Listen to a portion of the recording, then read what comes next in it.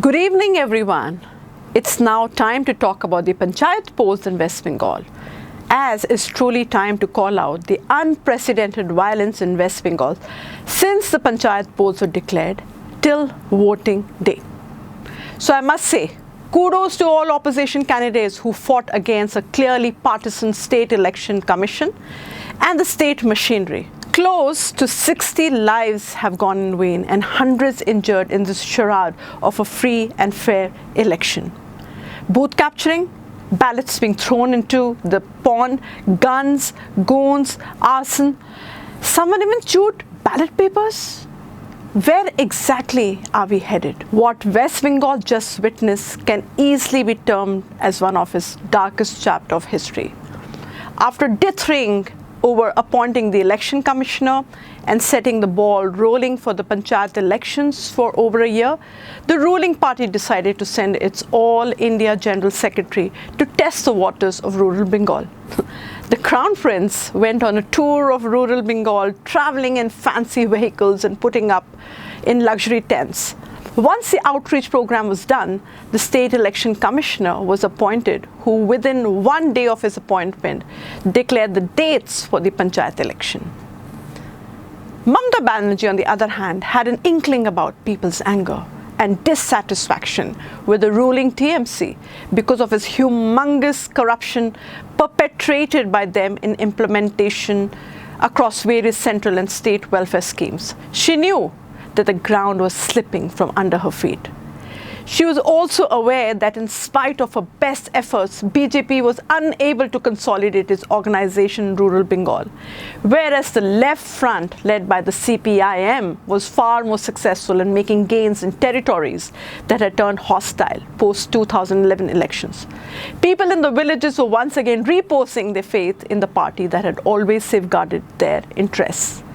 As has been her tactics from the very beginning, first to gain power and then to hold on to power, her party, aided by the police and the administration, unleashed a reign of terror in the villages of Bengal.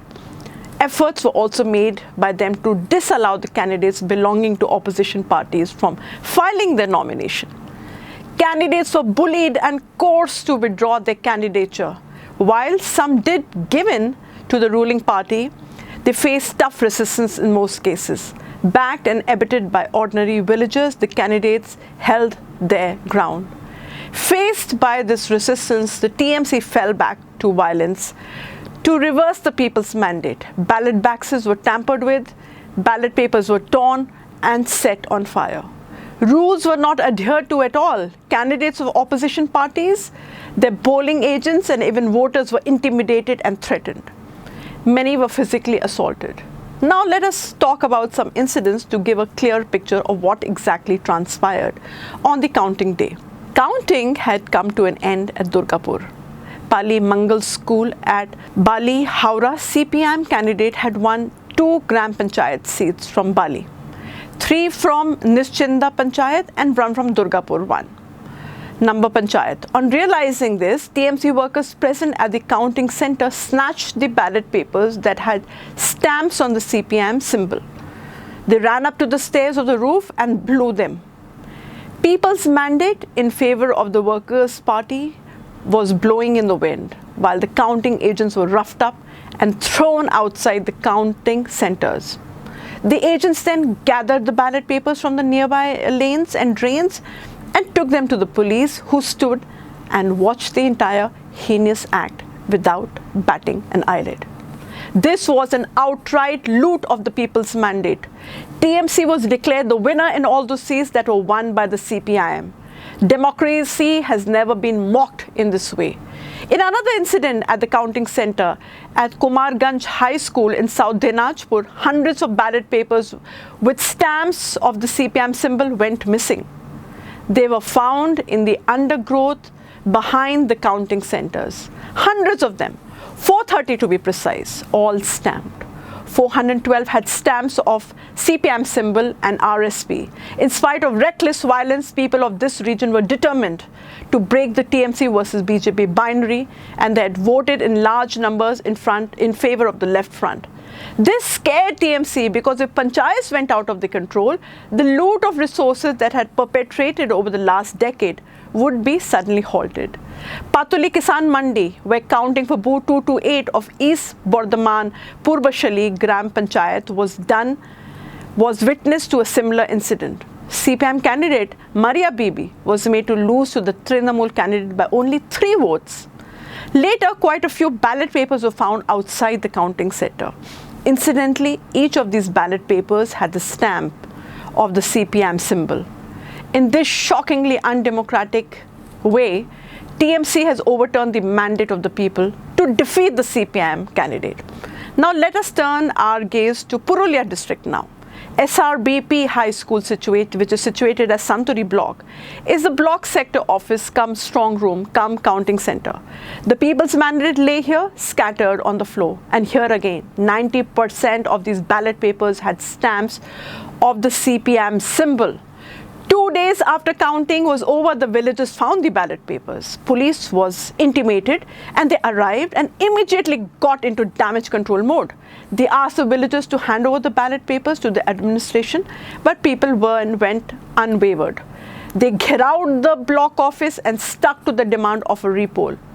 A CPIM candidate from Jangipada in Hooghly district decided not to take these misconducts of TMC lying down. Ballot papers with stamps of the CPIM symbol were found scattered on the road. The candidate collected those ballot papers from the road and headed straight to Calcutta High Court. Based on his complaint, Justice Amrita Sinha summoned the BDO of Jangipada. She has also asked for the list of names of those in charge of the booth at DS High School. On the election day, Mamata Banerjee's police had barged into the local CPIM office and they beat up several party activists without any provocation. Well, we are not surprised here. A TMC candidate ate the ballot papers and made it to the headlines of all leading newspapers. He did it to prevent a CPIM candidate from winning. This incident happened at Habra in North 24 Parganas.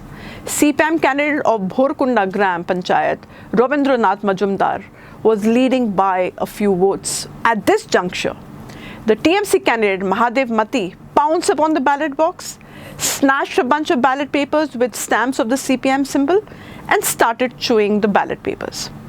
The local administration lost no time in declaring the TMC candidate as winner, but unyielding attitude of CPIM and ISF candidates forced the administration to buckle under pressure. Repoll was ordered. The next incident, which occurred at Nanda Kumar block in East Midnapur, is straight out of a detective novel. Just as counting the Gram Panchayat was about to begin at Sri Rampur High School, room number 10, it was discovered that the ballot papers had been changed. The number of the ballot boxes used for polling did not match with the number of the ballot boxes brought for counting. Moreover, they did not have the signature of either of the presiding officer nor the polling agent.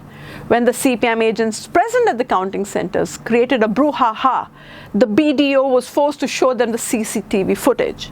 And here, it was discovered that the ballot boxes used at the polling stations had the signatures of the presiding officers and the polling agents. Therefore, the boxes were changed either en route to the counting center or in the strong rooms. In another incident at Nanda Kumar, BDO Shanu Bakshi played the role of a TMC activist. The number of votes cast in a booth is mentioned in form number 18. Interestingly, the ballot box brought to the counting center had many more votes than mentioned in form number 18. The box did not have any seal. It had neither the signature of the presiding officer nor the polling agents. In spite of so many anomalies in the ballot boxes, the BDO ordered that counting of votes from these boxes will have to be done. He rejected a few votes and then he said 75% of those extra votes should go in favor of TMC and the rest 25% can be divided amongst all the other opposition parties. Now, Mamata Banerjee is scared. She is scared because the matter has reached the Calcutta High Court. The court might now ask for all the relevant documents. So now the police has become hyperactive and vigilant. Government officers and the police, along with the TMC musclemen, are visiting the houses of opposition candidates and polling agents of opposition parties to collect the signatures on the attendance sheets used at the counting centers. With 50-odd deaths, what West Bengal has just experienced during the Panchayat election is nothing short of murder of our democracy. Unbridled vote loot, rigging and violence marred what should have been a celebration of democracy at the grassroots. The administration and the police have been used shamelessly to manipulate people's mandate. But ruling TMC also faced resistance from the common villagers who fought tooth and nail to establish People's Panchayat. A rumbling has begun in rural Bengal, which does not augur well for Mamata Banerjee and her party. People are no longer willing to take injustice and oppression lying down. The fight back has begun. The juggernaut has started rolling. Thank you.